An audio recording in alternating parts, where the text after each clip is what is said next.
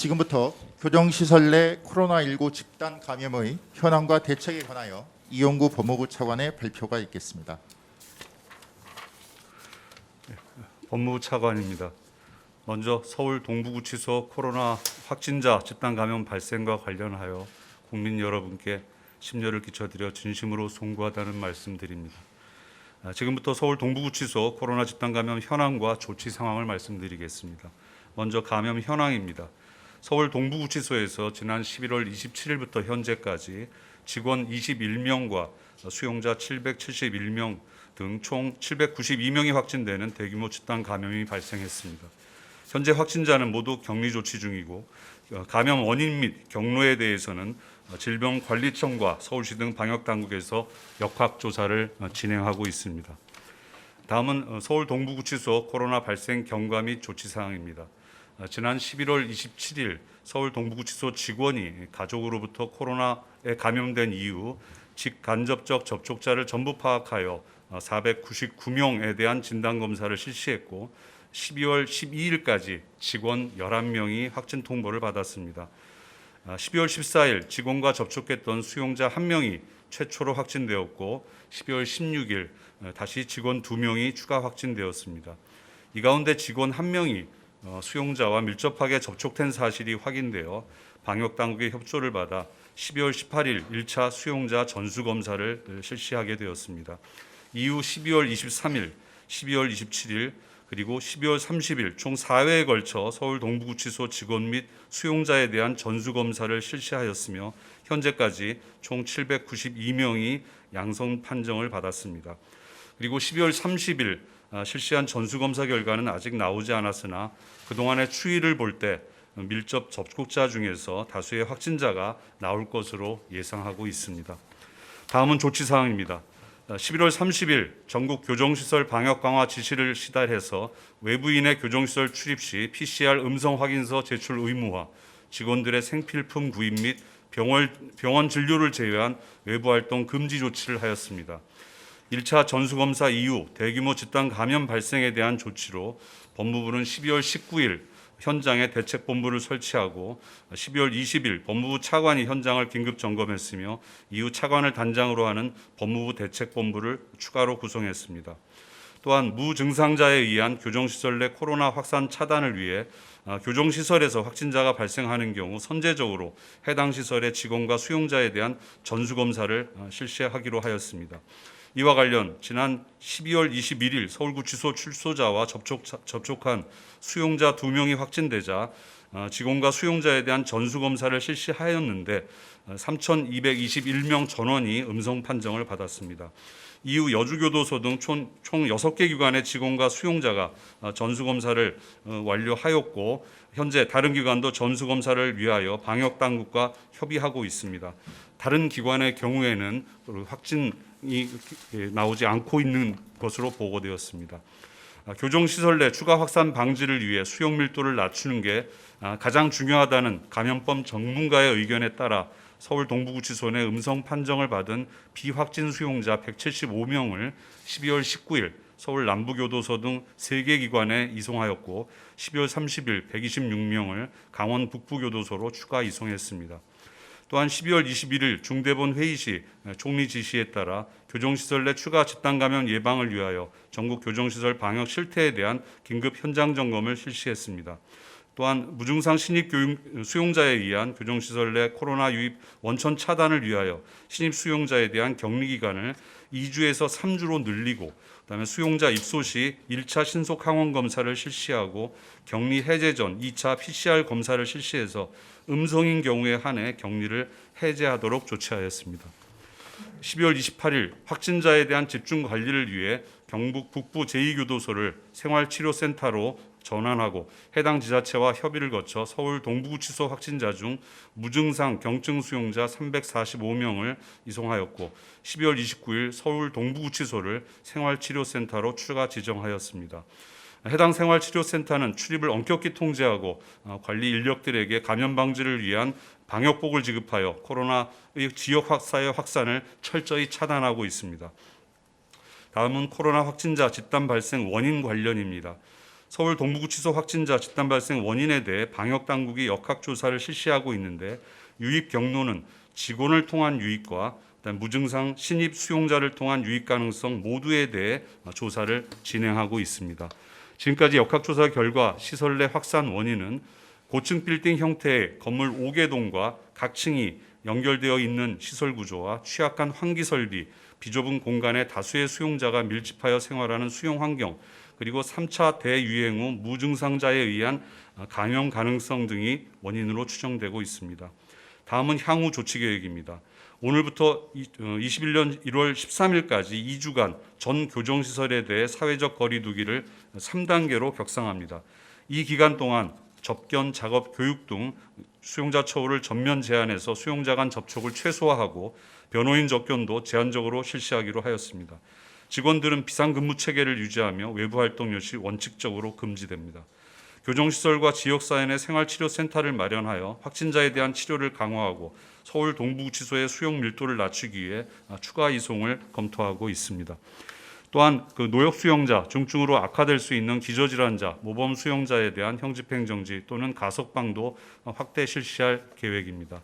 아울러 무증상자에 의한 추가 확산을 방지하기 위해 전 직원 및 수용자에 대한 신속항원 검사를 실시하여 무증상 감염자로 인한 감염을 원천적으로 차단하겠습니다. 또한 서울 동부구치소와 같은 아파트형 형태의 교정기관인 인천교도소와 그다음에 수원교도소에 대해서 가까운 시일 내에 전원 진단검사를 실시할 예정입니다. 코로나가 전국적으로 확산되는 상황에서 감염에 취약한 교정시설 내 확산 방지를 위해 노력하였으나 구금시설이 갖고 있는 한계와 선제적인 방역 조치의 미흡으로 이번 서울 동부구치소와 같은 사태가 발생하게 된 것에 대해 다시 한번 국민 여러분께 송구하다는 말씀을 드립니다. 법무부는 더 이상의 추가 감염이 발생하지 않도록 교정시설 내 방역과 점검을 강화하고 현 상황이 신속히 안정될 수 있도록 최선의 노력을 다하겠습니다. 감사합니다. 네, 오늘 브리핑에 대한 질의응답은 최근 코로나 상황으로 인해서 사전에 기자분들께서 주신 질문을 저희가 대신 읽고 이에 대해 법무부 차관과 법무부 교정본부장이 답변을 드리는 방식으로 진행하겠습니다. 예, 질의하도록 하겠습니다. 교정시설 내 사회적 거리 두기 3단계 격상 시 구체적 조치로 어떤 것들이 있는지 현재와 비교해서 무엇이 다른지 설명해 주시기 바랍니다. 수용자 처우와 관련해서 일반 접견은 전면적으로 중지되고 스마트폰을 통한 접견, 그다음에 전화 사용으로 대체됩니다. 또 관계기관의 협조를 받아 검찰 소환 조사 및 재판 일정도 최소화할 예정입니다.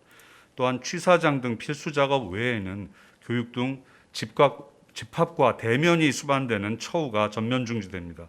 외부인 출입 역시 전면 중지되며 변호사 접견도 대한변협의 협조를 받아 원칙적으로 중단하고 불가피한 경우 일반 접견실에서 시행이 됩니다. 직원들과 관련해서는 자택 대기 등 외부 활동이 제한됩니다. 예, 지역사회 내 생활치료센터 마련의 구체적 방안은 무엇인지 설명을 부탁드립니다. 예, 현재 경기도와 중대본과 협의해서 이천의 국방어학원을 생활치료센터로 활용하여 확진자 가운데 형집행정지 또는 구속집행정지로 출소한 사람들을 수용할 계획입니다. 혹시 현재 국방어학원이 부족한 경우를 대비해서 중수본과 협의해서 지방 거점 기관을 중심으로 생활치료센터를 추가로 확보할 계획에 있습니다. 노역 수용자와 중증으로 악화될 수 있는 기저질환자 그리고 모범 수용자에 대한 가석방 확대 실시 시점은 언제인지 설명 부탁드립니다. 예, 기존 가석방은 1월 29일 실시할 계획이었습니다. 그런데 이것을 한 15일 정도 당겨서 1월 14일로 변경을 했습니다. 노역 수용자에 대한 가석방 대상자가 아니라서 형집행정지의 대상자인데 이것도 관계기관의 협조를 통해서 조속히 실시하도록 하겠습니다. 수용자 1인당 어떤 종류의 마스크가 얼마나 지급되고 있는지 설명 부탁드립니다. 양해해 주신다면 이 부분부터는 교정본부장이 대신 설명드리도록 하겠습니다. 네, 집단 감염이 발생한 이후에는 전국 교정시설 모든 직원과 수용자에게 KF94 마스크를 1인당 일주일에 3매를 지급하기로 하였습니다. 그 이전에는 수용자가 외부로 출정이라든지 외부 검진이라든지 외부로 이동할 경우에는 방역 마스크를 지급하였고 신입 시에도 방역 마스크를 지급하였습니다. 그리고 군내에 있는 일반 수용자들에게는 KF80, KF94 또 필터 교환이 가능한 면 마스크를 지급하고 있었습니다. 만약 KF 마스크가 아닌 덴탈 마스크 등을 지급하고 있다면 특별한 사유가 있는지 설명해 주시기 바랍니다. 코로나19 발생 초기부터 11월 21일까지 전국 교정기관에 확진 수용자가 3명 발생하였습니다. 그래서 면이나 필터 교환이 가능한 면 마스크나 덴탈 마스크로도 충분히 예방이 가능하다고 판단했었습니다. 마스크 1매당 구입 비용은 얼마 정도로 소요하고 있는지 설명 부탁드립니다. 마스크는 지역별로는 다소 차이가 있으나 KF94 마스크의 경우 한 매당 대략 600원 내외로 알고 있습니다. 수용자에 대한 첫 전수검사가 있기 전에 직원들이 11명 확진 판정을 받았는데 이미 직원들로부터 관리나 방역 활동이 소홀했던 것은 아닌지, 직원 확진자가 왜 이렇게 늘어나게 된 것인지 설명 부탁드립니다. 11월 27일 최초 직원 확진자가 발생하였을 때 밀접 접촉했던 부서원, 수용자 등에 대해서 전원 검사를 실시하였고 그 대상 인원은 292명이었습니다. 진단 검사 결과 전원 음성 판정을 받았으나 이후에 음성 판정을 받은 직원 중 4명의 확진자가 발생하여 방역당국과 협의하여 12월 18일 전 직원에 대해 전수검사를 실시하게 되었습니다. 지난 18일 수용자 첫 전수검사가 있기 전에 수용자 298명이 진단검사를 받았는데 이들은 어떤 기준으로 진단검사를 받게 되었던 것인지 구체적으로 설명을 부탁드립니다. 11월 27일 직원 최초 확진 시에 접촉했던 수용자 266명, 12월 5일 직원이 추가 확진되었을 때 접촉 수용자 31명, 12월 11일 직원 추가 확진 시에 접촉했던 수용자 138명, 12월 12일 직원이 추가로 확진되었을 때 접촉한 수용자 121명 등 총 556명에 대해서 가급적 광범위한 대상으로 확대해서 진단검사를 실시하였습니다. 이후에 12월 14일 최초로 수용자가 확진된 것을 확인하였습니다. 첫 전수검사 전에 증상이 있는 수용자들이 진단검사를 받지 못했다는 의혹에 대해 설명을 부탁드립니다. 실제 증상이 있는데 진단검사를 받지 못했던 사례가 있었는지, 그렇다면 왜 그랬던 것인지 설명 부탁드립니다. 11월 27일부터 12월 13일까지 6회에 걸쳐서 확진된 직원과 밀접 접촉된 수용자 557명에 대한 코로나19 진단검사를 자체적으로 실시하였고 그 결과 12월 14일 한 명이 최초로 수용자 중에 양성자가 확인되었습니다. 그래서 보건당국의 협조로 12월 18일 전수검사를 실시하였습니다. 따라서 실제 증상이 있다고 신고한 수용자나 의심 증상을 보이는 신입 수용자 등은 검사를 전원 실시한 것으로 확인했습니다. 이와 관련해서는 현재 더 정확한 사안을 조사 중이니 나중에 이와 다른 내용이 나오면 그때 가서 다시 보고를 드리겠습니다.